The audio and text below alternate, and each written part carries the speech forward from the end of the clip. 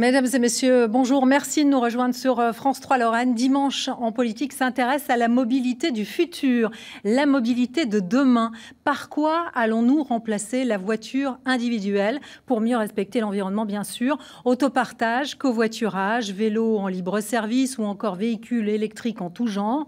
Eh bien, on en discute avec nos invités. On parlera évidemment des nouvelles mobilités de demain. Quelles sont les expériences dans notre région? Et sommes-nous prêts vraiment à changer nos habitudes? Les clés de la mobilité, c'est sur France 3 Lorraine. Et évidemment, vous pouvez réagir sur les réseaux sociaux. Sont venus nous rejoindre pour cette émission tout d'abord Laurent Dupont, bonjour. Vous êtes chercheur à l'Université de Lorraine et vous vous intéressez justement à cette mobilité du futur. Avec nous également Mathieu Bernasconi. Bonjour. Bonjour. Alors vous êtes en charge du développement business chez Car2Go. Absolument. C'est de l'autopartage. De l'autopartage, exactement. Et quand on parle mobilité, on parle aussi covoiturage. C'est pour ça que vous êtes avec nous. Mathieu Jacot, vous êtes président de Covivo, Roulez Malin. Et c'est né chez nous, en Lorraine. Merci d'être avec nous. Merci. Et puis évidemment, on parlera véhicules électriques, bornes électriques, évidemment. Avec vous, Claude Sandona, vous êtes justement consultant senior chez Technolia. Technolia, une entreprise dans l'agglomération de Nancy, spécialisée justement dans la conception des bornes électriques. Alors, avant d'engager le débat, je vous propose tout d'abord de regarder ce reportage qui est assez étonnant. Est-ce qu'on peut se projeter dans le futur et imaginer un instant la fin des embouteillages, les trams et les bus bondés? La solution pourrait venir de l'ENSEM. L'école d'ingénieurs travaille sur l'Urban Loop, des capsules individuelles qui circuleront à grande vitesse dans des tubes. Alors, réalité ou fiction, on regarde le reportage et on en parle juste après. On peut dire qu'avec l'Urban Loop, on voyage plus vite qu'en moto, ça coûte moins cher qu'en bus et on a la sécurité du train. Imaginez-vous dans une capsule individuelle circulant dans un tube. Un système hybride combinant électricité et vent. Rapide, sûr, écolo et disponible à tout moment. Nous sommes à l'ENSEM de Nancy et ce projet fou est en train de prendre forme ici. D'un point de vue technique, c'est extrêmement simple. Il s'agit d'une capsule qui roule sur un rail. Ce rail est protégé par un tube et ce tube est placé dans la rue. Il peut être enfoui, semi-enfoui ou aérien, en fonction des contraintes urbaines.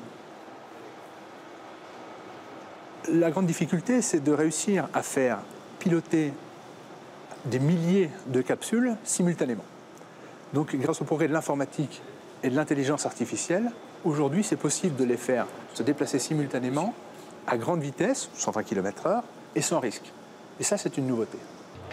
Avec Urban Loop, plus d'attente et plus de bouchons, une circulation fluide et permanente, calculée pour vous emmener où vous voulez dans Nancy en moins de 5 minutes, quelle que soit l'heure à laquelle vous partez.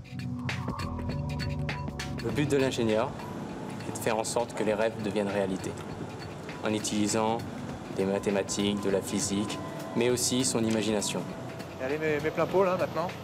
Ce rêve est possible à l'horizon 2025-2030 pour relever le défi de la transition énergétique avec toutes les écoles d'ingénieurs de Nancy et pourquoi pas les industriels.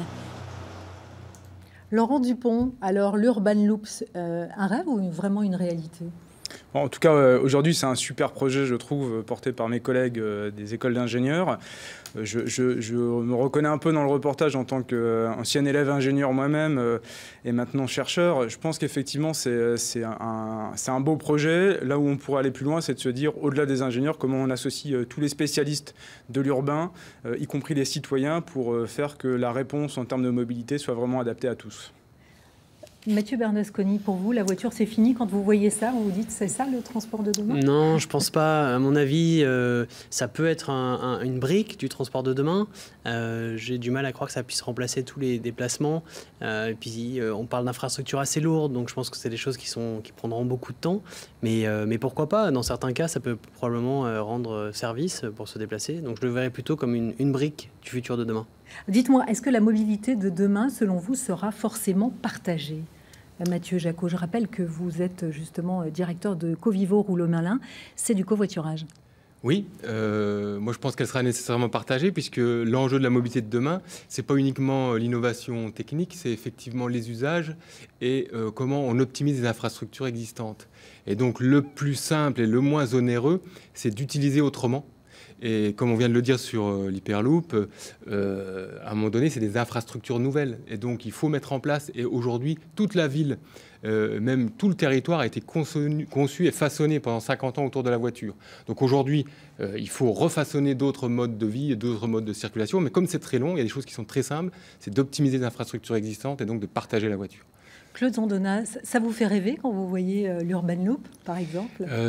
Oui, ça me fait rêver parce que... Mais pour vous, c'est du rêve ou ça sera un jour réalité? Non, je pense qu'à échelle 10 ans, ça sera quelque chose de réel et que ça remplacera les voies de circulation de cœur de ville. Ça remplacera les bus qui se déplacent en site propre, etc. Ça sera plus facile. Il y aura sans doute moins de feux rouges, le trafic sera plus fluidisé.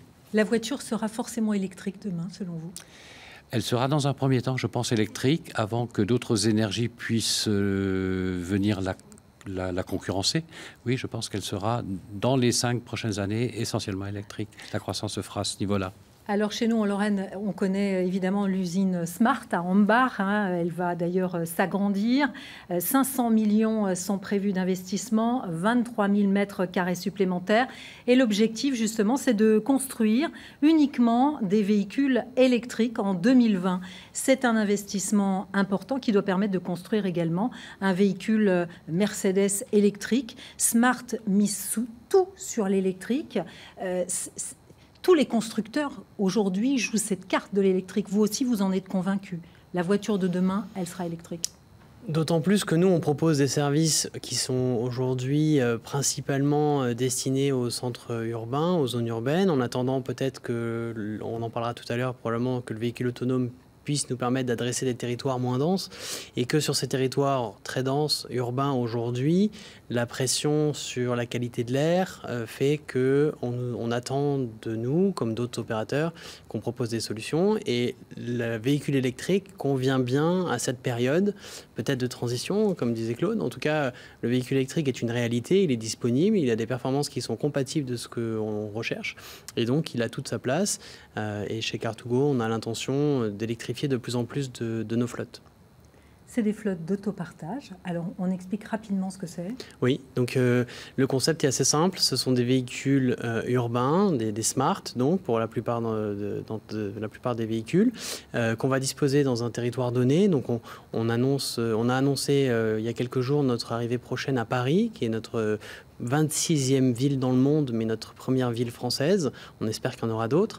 Donc on va mettre à l'intérieur du territoire parisien des véhicules, plusieurs centaines, qui seront donc à disposition des utilisateurs, qui pourront les utiliser comme ils le souhaitent, 24 heures sur 24, pour des durées de quelques minutes à quelques heures s'ils le souhaitent, et restitueront le véhicule à leur destination.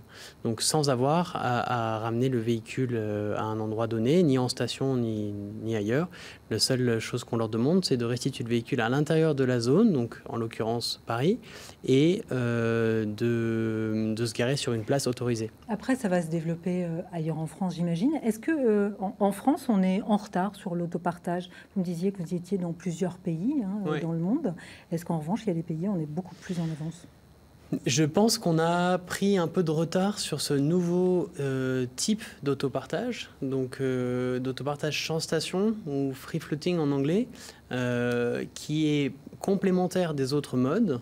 On va parler de covoiturage, mais l'autopartage historique en boucle, donc avec des véhicules qui sont à disposition de résidents et qui utilisent le véhicule quand ils le veulent et qui le ramènent à la fin, a tout son sens. On n'est pas en train de remplacer, on vient compléter, proposer plus d'alternatives.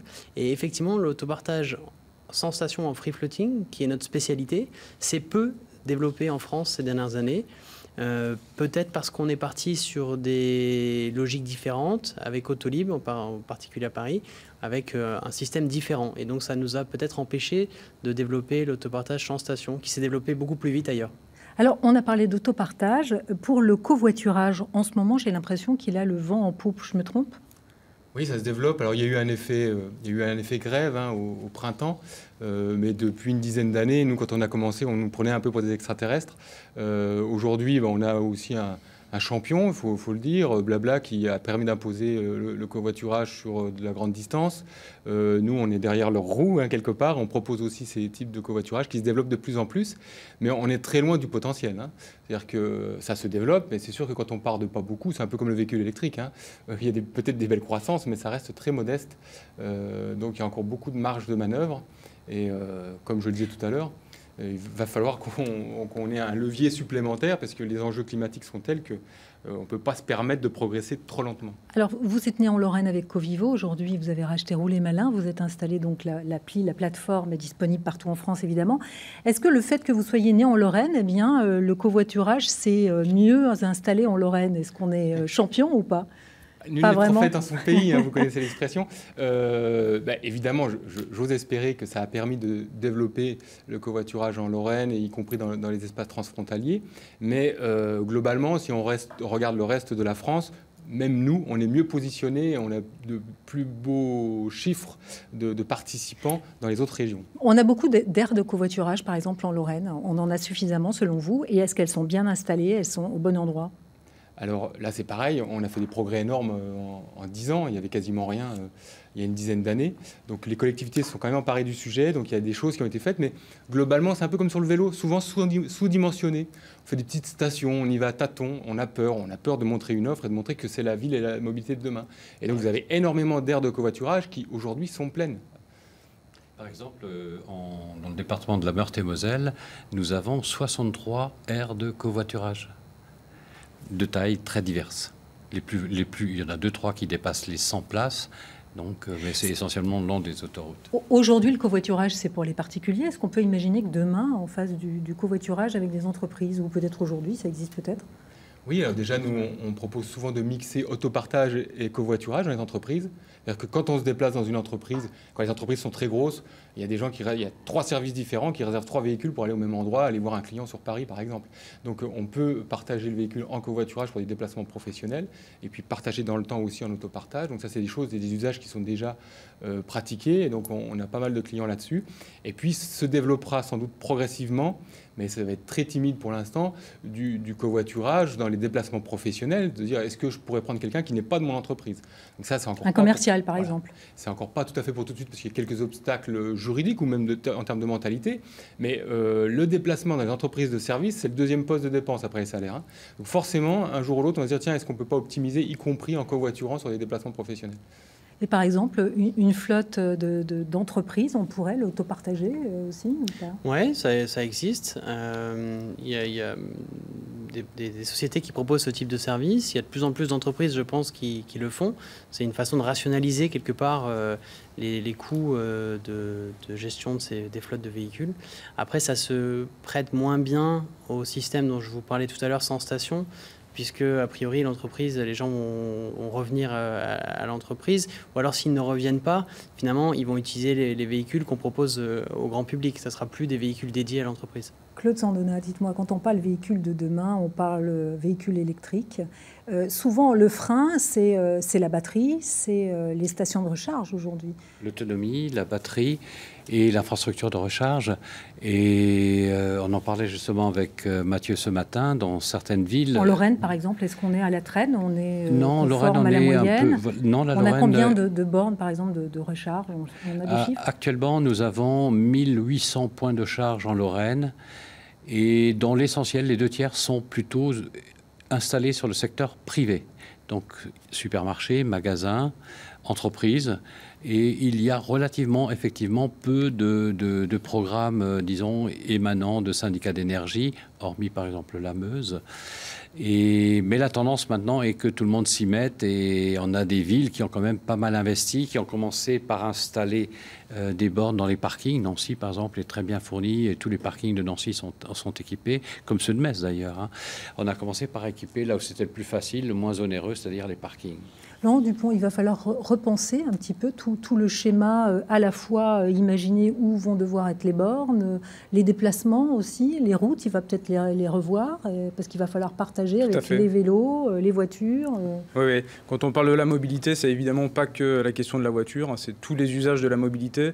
On est tour à tour piétons, automobilistes pour certains, on va prendre le train, etc. Parce que là, on s'est beaucoup concentré sur la mobilité urbaine, mais il y a vraiment beaucoup d'enjeux derrière la mobilité. Et quand on parle du véhicule électrique, aujourd'hui, le vrai défi, en fait, c'est déjà de comprendre les représentations du véhicule électrique, parce qu'en France, on est aujourd'hui qu'à 1,2% de part de marché en immatriculation sur les ventes de véhicules électriques. Donc, il y a encore beaucoup de travail à faire pour comprendre ce que signifie le véhicule électrique pour les usagers, et puis surtout comment l'implanter par rapport à des enjeux, des défis technologiques d'installation de bornes, etc. Oui, parce que par exemple, pour les voitures électriques, on pense à des bornes sur des parkings, mais par exemple, pour les vélos électriques, eux aussi, ils ont besoin de se recharger. Oui, alors même si c'est un peu plus facile, parce que vous pouvez plus facilement emmener un vélo dans un endroit restreint et le brancher sur une prise, et puis on n'est pas tout à fait sur les mêmes temps de rechargement et sur les mêmes charges. Pour la voiture, là où c'est un peu plus compliqué, c'est que c'est difficile de l'emmener dans son entrée de maison ou voire dans son salon.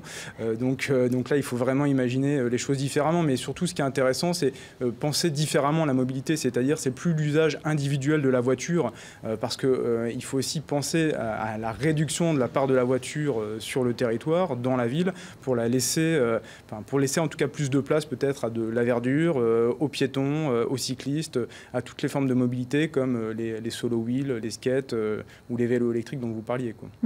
Quand on parle borne électrique, il faut combien de temps pour recharger une voiture électrique, par exemple? Alors, ça dépend de la puissance installée, mais en règle générale, ça va de 8 heures pour la partie la plus en charge lente, à 1h30, 2 heures pour la charge accélérée. Ensuite, vous avez la charge rapide, où ça peut prendre entre 15 minutes et une demi-heure, selon la puissance de la borne de charge. Alors, je voudrais qu'on regarde cette expérience du côté de Sarreguemines. La communauté d'agglomération a lancé la première station électrique à hydrogène. Alors, c'était une première en France. Aujourd'hui, une dizaine de véhicules roulent justement avec une pile à combustible. Alors, est-ce qu'on peut imaginer justement ces piles à combustible, ces voitures à hydrogène pour le particulier ? Alors, c'est un des points qui figure dans le plan stratégique de la plateforme de l'automobile, hein, qui est l'instance, le bras armé, je dirais, de cette industrie des constructeurs et des équipementiers. Et dans les 4 ans à venir, un effort particulier sera mis sur la pile à combustible. Et je pense que ça va se développer ailleurs que dans le secteur, je dirais, des transports en commun, des transports collectifs. Je pense que le privé, effectivement, dans les 4 ans, peut-être pas avant, mais ça prendra un peu de temps, la pile à combustible est peut-être une excellente alternative aux véhicules électriques, ou un excellent complément. Une autre expérience a été menée également, c'est du côté de Verdun avec Transdev. C'est un minibus autonome qui circule justement à l'électrique. Cette expérience a été menée cet été. C'était le seul véhicule sans chauffeur à rouler en France sur route ouverte, c'est-à-dire qui croisait à la fois d'autres véhicules, des piétons, des vélos et des voitures, bien sûr. L'expérience a duré 2 mois. Transdev va mettre en service ce nouveau véhicule qu'il a baptisé e-Cristal à Strasbourg dès la fin de cette année. En Lorraine, il va falloir attendre un petit peu, il va falloir attendre au moins la mi-2019. Est-ce que vous pensez que la voiture autonome va s'imposer, Mathieu Bernasconi ? Absolument. Ça prendra probablement du temps, mais tout indique qu'elle s'imposera. Et en particulier pour notre activité, ça serait un atout considérable, puisque le véhicule autonome va nous permettre d'élargir le périmètre de notre activité et par exemple s'adresser à des territoires non denses, peut-être même des territoires ruraux, dans un futur peut-être encore un petit peu plus lointain, qui est aujourd'hui inaccessible avec les méthodes, les technologies dont on dispose aujourd'hui. Alors, il va coûter très cher. Donc, ce véhicule autonome, selon vous, il doit être individuel ou au contraire, il sera collectif ? Collectif. Oui, je crois qu'il sera collectif. Vous l'avez dit, pour des raisons de coût. Soit c'est un véhicule individuel et il coûte très cher et il ne s'impose pas. Soit, effectivement, ça permet de mieux partager, d'avoir une intelligence sur l'usage. Et à ce moment-là, ça devient utile et accessible. Et donc, on peut aussi dire qu'on pourrait se souhaiter qu'il soit partagé. Sinon, il va apporter un gain limité. Peut-être qu'on améliorera la sécurité sur les routes, mais on aura toujours des bouchons de véhicules. Donc je pense que c'est dans l'intérêt commun de proposer des solutions partagées. Et puis surtout, si on voit le cycle de vie d'un véhicule et qu'on voit que 80% du temps de vie d'un véhicule n'est pas utilisé pour conduire ou pour rouler, il n'y a que 20% vraiment de temps utile pour se déplacer. Si on peut mutualiser, c'est quand même un des enjeux. Si on part dans une logique aussi de réduction des déchets, de préservation de l'environnement, le fait, de désengorger les villes avec des véhicules partagés, de produire moins, de consommer moins de matière et d'énergie pour produire des véhicules, c'est aussi un des enjeux forts. Ce qu'on peut aussi souligner, c'est qu'il y a énormément d'expérimentations, vous soulignez depuis le début de l'émission, qui sont en tout cas testées en Lorraine, qui sont expérimentées en Lorraine. Alors je ne sais pas si c'est complètement lié à l'Université de Lorraine, mais en tout cas, la forte présence sans doute de chercheurs et d'ingénieurs peut aider dans cette logique-là. Sans doute. Et ce qui est vraiment intéressant, c'est de voir que ça touche vraiment à tous les niveaux. On parlait d'hydrogène, en fait, c'est des enjeux liés à l'énergie. On parlait d'installer des bornes, c'est des enjeux liés à l'aménagement urbain. Donc en fait, il faut vraiment appréhender ces questions-là avec tous les regards possibles, y compris, par exemple, les sciences humaines et sociales, la psychologie, parce que quand on parle du véhicule autonome, ça veut dire quoi pour un piéton, pour un passager, d'être dans quelque chose qu'on ne contrôle pas, qu'on ne maîtrise pas. Si on fait l'analogie avec les avions où le passager ne maîtrise pas le vol, ça peut créer des angoisses, ça peut créer un certain nombre de questions. Donc il y a vraiment beaucoup de champs, en tout cas de recherche. Moi, en tant que chercheur, je me réjouis parce qu'on sait qu'il y a beaucoup de choses à faire. Et en tant qu'ingénieur, on sait qu'on a beaucoup de choses à développer et qu'on va pouvoir apporter des réponses nouvelles pour nos territoires. Il va falloir aussi repenser le schéma de déplacement. Bien sûr, mais qui d'ailleurs est en permanence rebattu et repensé. La seule limite, l'exemple du départ le soulignait un petit peu, c'est la question de l'infrastructure. Donc, on ne peut pas changer les infrastructures comme ça en un claquement de doigts. Donc, c'est progressif. C'est aussi pour ça que le véhicule électrique met du temps à s'imposer, parce qu'en fait, les gens achètent essentiellement un véhicule de seconde main. C'est un véhicule d'occasion. Et donc, du coup, pour le moment, il y a un peu un effet de latence. Mais quand on va commencer à avoir des véhicules électriques un peu plus accessibles économiquement, et puis peut-être aussi en seconde main, on va avoir sans doute une explosion des ventes qui vont aussi être conditionnées par le prix du carburant, donc le prix de l'énergie. Donc on voit bien qu'on est sur des entrées à plusieurs inconnus, et c'est toute la subtilité de la démarche autour des mobilités. Mathieu Jacot. Alors, je voulais juste préciser quelque chose sur le véhicule électrique, c'est que je me demande si ce n'est pas d'ailleurs le président de PSA qui l'exprimait encore récemment, c'est qu'il y a aussi un frein, et qui est certain, c'est sur le cycle de vie du carbone. Parce que l'objectif de tout ça, c'est aussi de dire, par rapport aux enjeux climatiques, et c'est dans l'actualité, après les marches climat, est-ce que le véhicule électrique est une solution? Et quand on fait le cycle complet aujourd'hui, avec les batteries, avec des matériaux qu'on ne maîtrise pas complètement, et le recyclage qu'on ne maîtrise parfois pas du tout, et quand on regarde le bilan, effectivement, il faut que les voitures électriques roulent énormément pour que ça soit, entre guillemets, sur le plan écologique, environnemental, qu'il y ait un impact fort. Et donc, on n'y est encore pas, et c'est aussi peut-être pour cette raison-là que ça a du mal de s'imposer. Vous pensez, vous, par exemple, que pour développer le covoiturage, il faudrait des incitations? Il y en a peut-être déjà. Il faut, je ne sais pas, des incitations financières pour inciter justement le particulier à faire du covoiturage et à partager son véhicule?